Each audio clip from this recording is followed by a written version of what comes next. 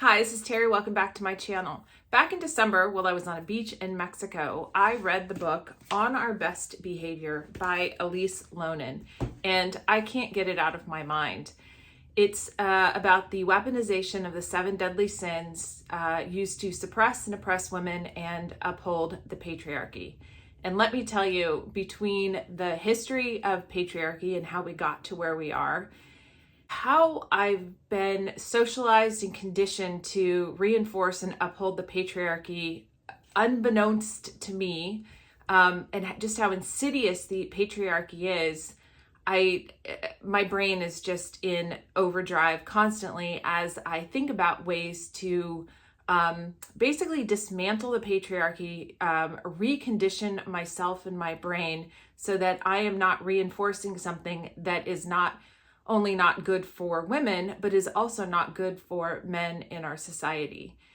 I used to say that we needed to smash the patriarchy, but it's more like a very complex spider web. It's absolutely insidious, and what we need to do is dismantle it tendril by tendril before we can actually move to a healthier society that is more equitable for all. A few of the things that stood out were around how we as girls and women are conditioned to be likable, and that we are told that to be good girls, we need to be likable, we need to take care of others, we need to be in service to others.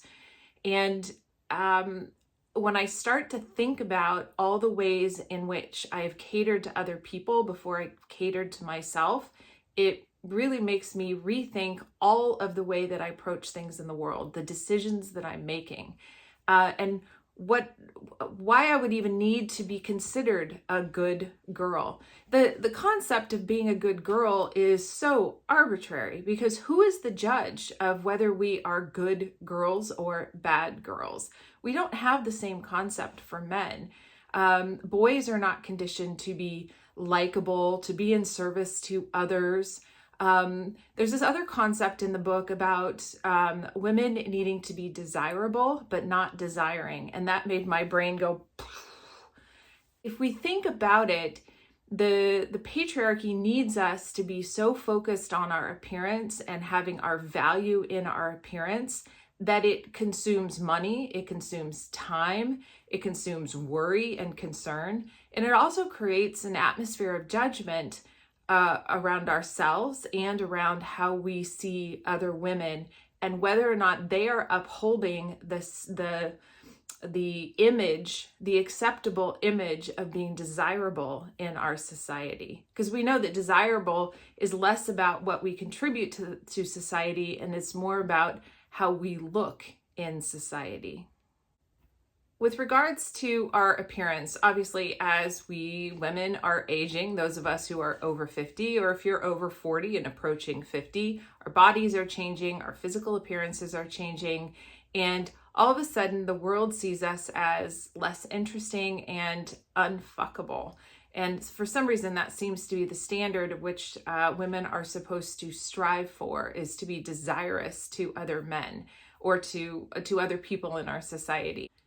A week or so ago, I was on the tennis court and I looked down at my legs and realized I hadn't shaved them. And I was like, oh my God, how gross. And then I thought about it and I thought, is it gross? Men don't have to shave their legs. Why are women supposed to be shaving our legs? Why is it sexier or more attractive to have smooth, hairless skin? And then I got home and I was taking a shower, and I spent about 10 minutes in the shower thinking, and as a Californian, this is so wasteful because we are always in a perpetual drought. But I was thinking, do I shave them? Do I not shave them? Do I like them when my skin is hairless? Why do I like that? Is this how I've been conditioned, or is it that I actually prefer not to have any sort of hair on my legs? Finally, I decided to shave them and decided that this was an example of where awareness is important and asking the questions is important. I may not get to the answers, but having the awareness of asking, well, where does this come from? Why is this important to me? Why am I reacting a certain way, responding? Why am I triggered by something? Is it something that I've been conditioned for? or is it something that deep down inside is really important to me? And this raises the question of intuition. You know, we always talk about women's intuition, but if we've been conditioned in a patriarchal society to be a certain way, can we really trust our intuition? Has that also been biased or tainted by the way that we've been socialized and conditioned in our society? I don't really have a good answer to that, but there was another situation when I was at a JP Morgan event one evening last week in San Francisco, and I was talking to a guy, and I think he was about my husband's age.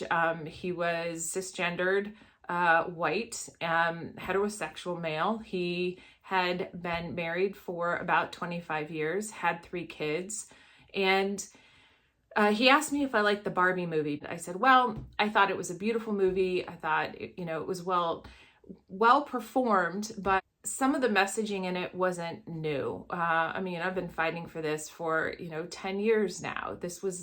A lot of it wasn't new, but I appreciate that for some people, this was the first time a lot of them had heard this. And for them, yay, realizing that women are not solely on this planet to be in service to men, that our plight is different. And what happens if the roles were reversed? What would that potentially look like? And he brought up that he felt sorry for Ken. And I'm like, why? And he said, well, she didn't love him. And I said, and he said, she should have. And I asked him why. I asked him why he felt that Ken, who was a bit of a stalker, was entitled to Barbie's affection and attention.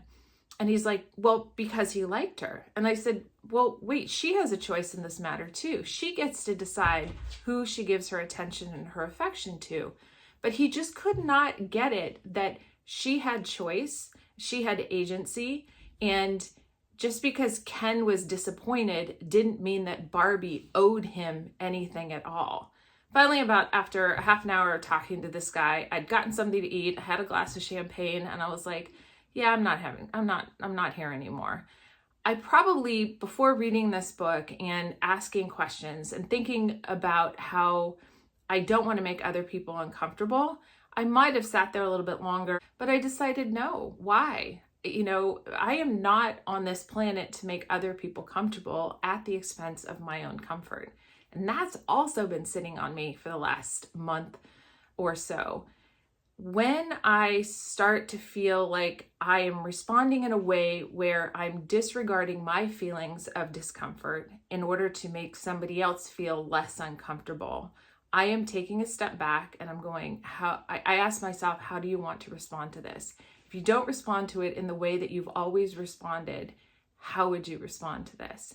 And it means that I am saying the things that I would not otherwise have said because I was afraid. I know I have to be sensitive to other people's feelings, but I can't be more sensitive to them than I am to my own feelings. An example of this is last week there was an event that I went to that's normally my absolute favorite at the JP Morgan week of conferences. And it wasn't great. I was really disappointed. Usually they put on a really great panel, but the panel, they lacked vision. They were all promoting whatever their individual things were, and it really felt like a sales pitch, and it didn't feel like the visionary, informative conversations that I've grown to expect when I go to this event. So afterwards, I was talking with 2 of the folks that I met last year from the law firm that was putting it on, and I really loved them. And I told them I missed their podcasts, and I was really trying to promote them because I think they're truly fantastic. And they asked, what did you think of the panel today? And I said, actually, I was really disappointed. They lacked vision. They were focused on their own things, and they were kind of nodding. They're like, yeah, I could see that. And I said, oh, I'm probably not going to get invited back again next year. And they said, no, we'll report your feedback anonymously. It's important for us to have this feedback. And we just kind of joked and we laughed. And then I thought about it later, because normally I would think about that and go, oh my God, what did I say? And this goes into the need to be likable. And later I reflected, I'm like, I didn't care whether they liked that response or not. I wasn't going to ruminate over the words that I used or whether I brought it up or not. I just let it be. If somebody has an issue with that, they can bring it up with me and we can have a conversation about it. But I'm not going to avoid saying things or avoid engaging because I'm afraid of making someone feel uncomfortable, especially if I'm already uncomfortable. Or I'm afraid that I'm not going to be likable or I'm not going to be invited back. This also led to me choosing not to attend a couple things I'd RSVP'd for last week. Normally I feel this major FOMO that if I don't go, I won't meet certain people, I won't learn things, or if I RSVP and then I don't go, I may not be invited back. And I know based on the tags that I saw at some of the events, there are a lot of people who RSVP and then never show up and probably don't think anything of it.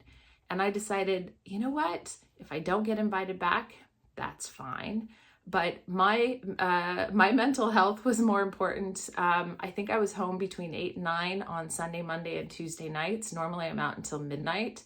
When I got to the events, I went and I got food first and a glass of champagne usually, and I ate. And I didn't feel bad about it. I know I talk about in the book, be the first in the buffet line and take the last fucking cupcake. And I can say that, but it's also something that is slightly intimidating because of how I've been socialized and conditioned in this world. And so I'm really trying to put into practice some new behaviors based on what I learned in this book so that I can, with little bits and pieces, start to remove those little tendrils so that I am not consciously or subconsciously contributing to the patriarchal forces that make my world and the rest of the world not such a good place. For patriarchy to succeed, we need to be complicit and we need to be a part of it. If we say no and resist some of the forces that of society that demand us to be likable, to focus on perfection, to focus on always being in service to others rather than being in service to ourselves, among a number of other things that are in this book, if we refuse to do these, then we can little by little contribute to the dismantling of the patriarchy. They can be super small acts of defiance, of rebellion. And you men, you play a part in this as well. You can look for ways in which you contribute to the patriarchy in terms of your expectations, how you treat women differently from men, asking women to smile. When women are not automatically cooperative, seeing them as angry, maybe take a step back and stop being so judgmental about that and ask questions as to why you would have a reaction about that about a woman when you wouldn't necessarily have the same reaction about a man. Women cannot dismantle the patriarchy on their own. Men need to be a part of the solution as well. And as I said before, we will all benefit from something, from a system that is less patriarchal in nature. And it isn't necessarily going to a matriarchal society, but one that is more balanced in the way that it approaches all people and our rights and our values and our existence on this planet. So I challenge all of you to begin to become aware and take some small actions of defiance and rebel against the patriarchy and the patriarchal expectations that we've been conditioned for in our society.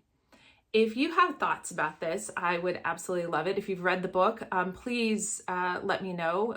Reach out to me by email at pilotingyourlife@gmail.com or go ahead and drop a comment in down below. I would love to hear from you. This is really something that I think we need to be talking more about.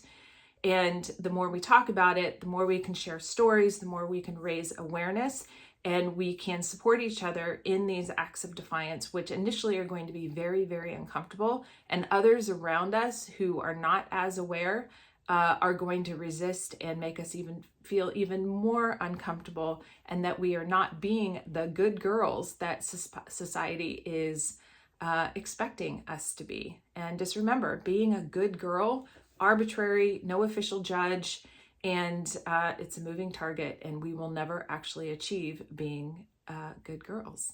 So with that, thanks for watching. Thanks for subscribing. I wish you luck in your rebellion.